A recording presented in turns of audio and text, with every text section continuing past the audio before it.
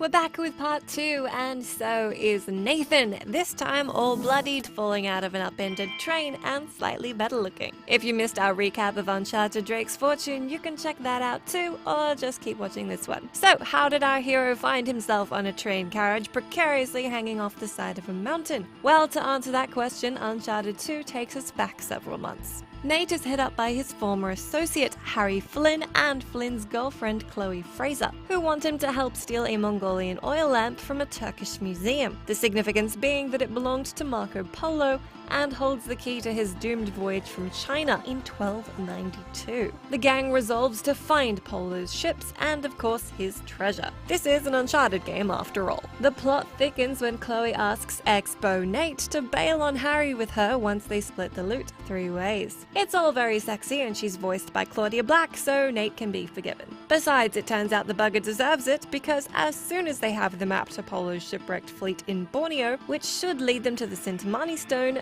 Harry double-crosses Nate and he ends up in jail for 3 months. Eventually, Chloe and our old pal Sully team up to get Nate out of prison, and Sully reveals that Flynn is working for a former Soviet intelligence operative gone warlord by the name of Zoran Lazarevich, who wants the stone. From now on, I'll call him Laz since Lazarevich is a bit of a mouthful. The dynamic duo Nate and Sally infiltrate Laz's camp while Chloe acts as a mole. Here, Nate discovers that the stone never left Shambhala, its mythical kingdom home. He also discovers a purba, which is said to be a passport to Shambhala, and deduces that he'll be able to find the kingdom's entrance through a temple in Nepal. After a confrontation with Flynn, Sally nopes out of any further adventuring. So Nate and Chloe carry on to Shangri-La, which has been destroyed by Laz's mercs, who are also seeking the temple. In semi-awkward reunion times, the pair run into cameraman Jeff and Nate's now ex-girlfriend Elena on their way to the temple. Clearly, most of that love story fell in the gap between games. They all team up and Nate and Chloe delve to the bottom of the temple, where they find a clue to the entrance of Shambhala. But the cracks start to show when Jeff is shot in an ambush, and Chloe argues to leave him behind while the others refuse. Nate and Elena are then caught by Laz, and Chloe is escorted away to Laz's train. Laz kills off Jeff the cameraman anyway, and presumably Elena laments having lost yet another perfectly good bunch of film. Nate and Elena escape and decide to go after Chloe, although when they do reach her, she refuses to join them because Nate chose to help Jeff and Elena. While they're arguing, Flynn arrives and shoots Nate in the chest, who then causes an explosion to derail the back of the train over a cliff.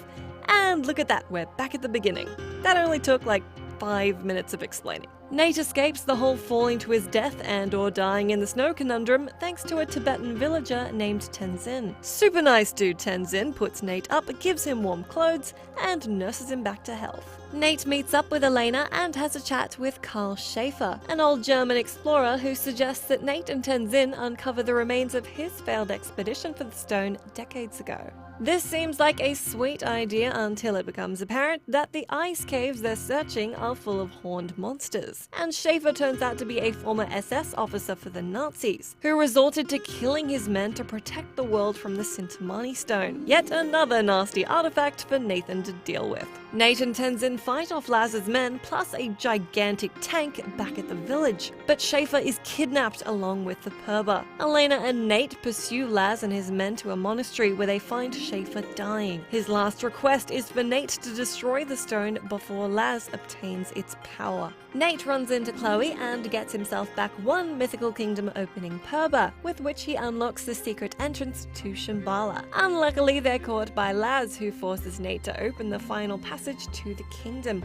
by threatening Elena and Chloe. The group is attacked by the same monsters as before, and Laz kills them, revealing them to be Shambhala's disguised guardians, who are not a big fan of trespassers. Turns out that works out pretty well for our heroes. Nate, Elena, and Chloe take the opportunity to escape toward the main temple of Shambhala and the Sintamani Stone, which turns out to be a giant amber. As it happens, the actual prize here is the blue sap from the Tree of Life, which makes those who drink it nearly invincible. Flynn ambushes them and blows himself up with a grenade, which seriously wounds Elena. Chloe takes care of her and Nate confronts Laz just as he's drinking the tree's sap. Obviously, nearly invincible is not totally invincible, because Nate kills him off by shooting the resin deposits and the Guardians finish him off. The city crumbles while Nate and Chloe get Elena to safety. The game wraps up with Chloe convincing Nate to tell Elena he loves her, and then she leaves. Sully leaves Elena in Nate's care, the couple pay their respects at Schaefer's grave, and then they totally make out. Will they break up in time for Uncharted 3? Find out in our next recap episode. Also for more adventuring and treasure hunting, but mostly the update on Nathan Drake's love life.